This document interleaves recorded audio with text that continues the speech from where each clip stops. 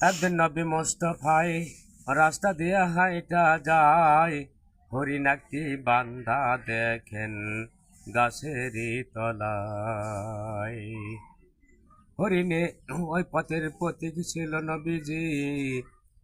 হরিণে নবীজিকে দেখিয়া জিগায়, আমার দুইটি বাচ্চা আছে সামনে জঙ্গলের মাঝে, দুধ দিয়া আসিব এই জায়গায়।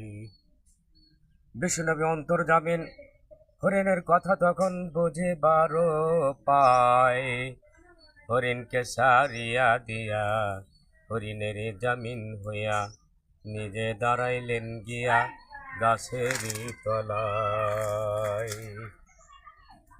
এমত অবস্থায় শিকারী আসিয়া জিজ্ঞাসা করে, আমার হরিণ বান্দা ছিল গাছেরই তলায়, কে আমার হরিণ ছাড়িল জানতে সত্য কথা বলো।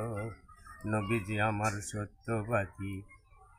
নবীজি বললেন, আমি হরিণ দিলাম ছেড়ে, দুধ দিয়ে বাচ্চাদের দুধ দিয়া আসিবে ফিরে। শিকারী রাগান্বিত হইয়া বলে, বনের হরিণ ছাড়িয়া দিলে আর কি আর আসে ফিরে, এ কথা তোমারে কে বুঝাই। শিকারী রাগান্বিত হইয়া রাসূলকে শাসাশাসি করবা লাগলেন, ধমক দিবা লাগলেন, 1 ঘন্টার মধ্যে যদি হরিণে না আসে তোমাকে কতল করে দিব।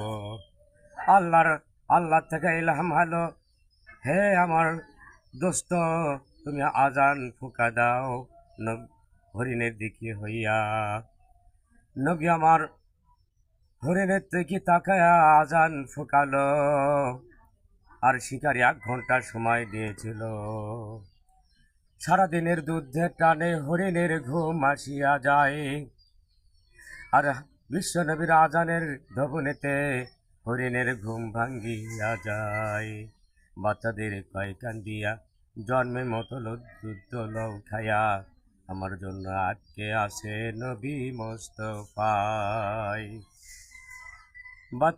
বাচ্চারা কয় কান্দিয়া, মা যদি গো যাও মরিয়া, তোমার সঙ্গে আমরাও যাব চলিয়া। এদিকে 1 ঘন্টা অবস্থা।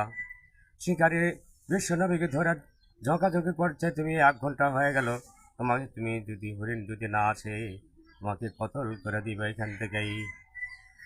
বিশ্বনবী আজান হয়ে যাওয়ার পরে তাকে দেখে একটির বদলে 3টি হরিণ আসিয়া পড়িল। শিকারীকে দেখিয়া বলে, এখন কি করিবে বলো।